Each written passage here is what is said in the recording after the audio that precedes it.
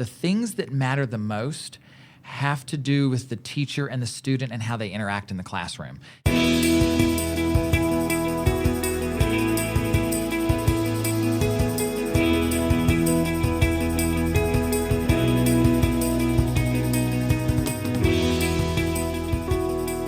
Hello, Montgomery County. This is Brandon Langer with the OPL podcast, and thank you for joining us. Today we have Dr. John Almarode here to talk about the work of visible learning, and specifically the topic of clarity and how it can improve our instruction, our interactions with kids, and build a learning environment that really is improving conversations and improving understanding for all learners, including the teacher. Thank you for joining us today. Hey, thanks for having me.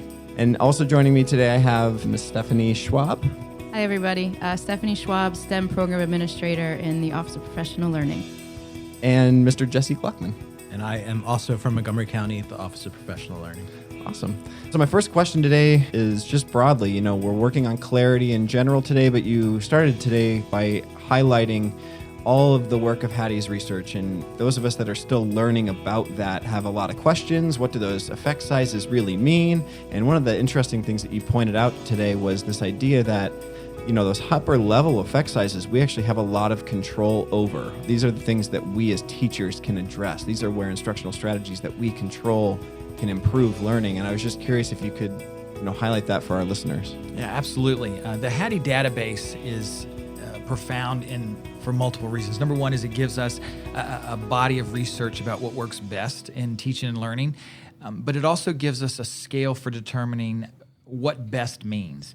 Does it work on a smaller scale or a larger scale? And it uses the idea of effect sizes, which is all about the idea of growth. So did we see change from the beginning of the year to the end of the year, from the start of the unit to the end of the unit? And one of the things that has come out of this work is that the things that matter the most have to do with the teacher and the student and how they interact in the classroom. And so what does that mean in different terminology? It's the things we have control over on a regular basis. Now, there are things that have high effect sizes or have a large influence on student learning that we have no control over, but they are small in number compared to the number of things that we have direct control over in the classroom that have a huge impact on student learning. Specifically then today, one of those is clarity that you've been speaking to us about today. Can you just summarize a little bit the components of clarity that you've been sharing with us today? Sure. And some of this happens in our daily life. It's hard to hit a target you can't see, and it's hard to hit a target that's in motion. And that's just kind of a life fact. When it comes to an 8-year-old learning mathematics, the idea of that 8-year-old having a clear understanding of what it is they need to learn, why they have to learn it, and what that successful learning looks like provides clarity that makes it more relevant, accessible, and more, appetizing to that young learner. But that also applies to an 18-year-old. And so the idea of clarity is, do we as teachers know what it is we truly want our students to learn, why we're asking them to learn it, and what that goal or that target looks like? That's the success, or what does learning look like when we are successful at that particular content or topic, and then making sure the students are with us in that conversation. We don't like to do things that we don't know what the outcome is or what the outcome should look like, so why would we expect that to be the case in the classroom? One of the big connections I had from today's session and the importance of clarity parallels with what I've been talking and learning about UDL. So we talk about being tight on goals, flexible on means, and that's really it's a big concept.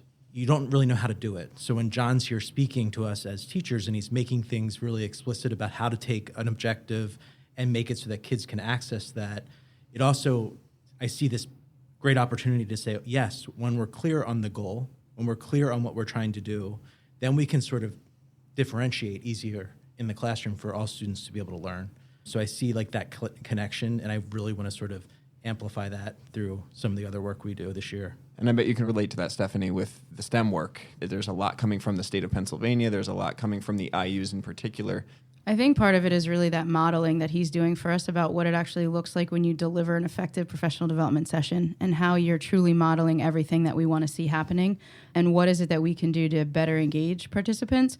But also when you speak specifically about the STEM content, I feel that we look very broadly a lot of times and we don't focus in enough on just that one day.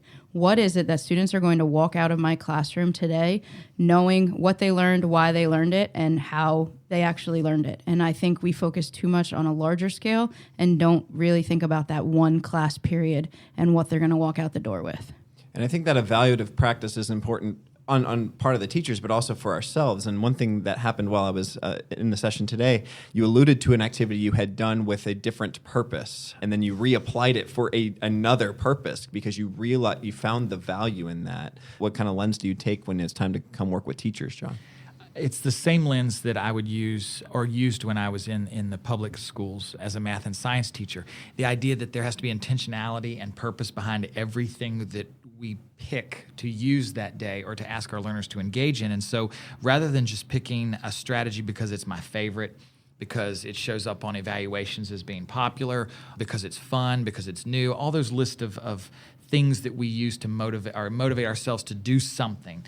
Instead, you pick the strategy because it closes the gap between where learners are now and where you want them to be by the end of the class, the day, the week, whatever the situation is that you're trying to address with learning. And so it's intentionality and purpose. We all have our favorite strategies. If the jigsaw is your favorite strategy, good for you. But the jigsaw doesn't work all the time. And so it's not underselling jigsaw. It's just making sure it works at the right time for the right students with the right content. Doug Fisher and Nancy Fry refer to this as precision planning and precision teaching. Mm-hmm. And that's the concept. And I think that was evident as well when you were talking about the point of the effect size, when we talk about 0.4, for those that are familiar with visible learning, that is 1 year's growth. That doesn't necessarily mean one grade level. Then I thought that was a really important point to make as well. We see that a lot in elementary school classrooms. I mean, this is not a criticism, it's an observation. You know, if a learner comes in at the pre-primer level in third grade, 1 year's worth of growth doesn't mean fifth grade reading level by June. It means, are they making growth? With that being said, with the emphasis on achievement these days, I think sometimes we forget growth because we're so focused on achievement, but here's the way I would think about it. If you show more than 1 year's worth of growth in your learners for consecutive years, achievement's going to come. But if all I focus on is achievement at the expense of growth, there are going to be a whole host of learners that can meet achievement benchmarks, but they could have done it in September. There are going to be a whole group of learners that are going to get inappropriately classified or grouped because they're not achieving, but they're showing a remarkable growth that's not indicated on achievement tests. And so I think focusing on growth and zeroing in on that growth score, achievement is going to follow if we stay above 1 year's worth of growth as much as possible. And how does that work in with UDL, Jesse? And I feel like growth is important there as well. Yeah, and I think understanding that all learners are variable, that learning is not this thing that we like to think it is, that we have to teach towards the middle, that we have to really think about all students at all levels and just try to grow every one of them.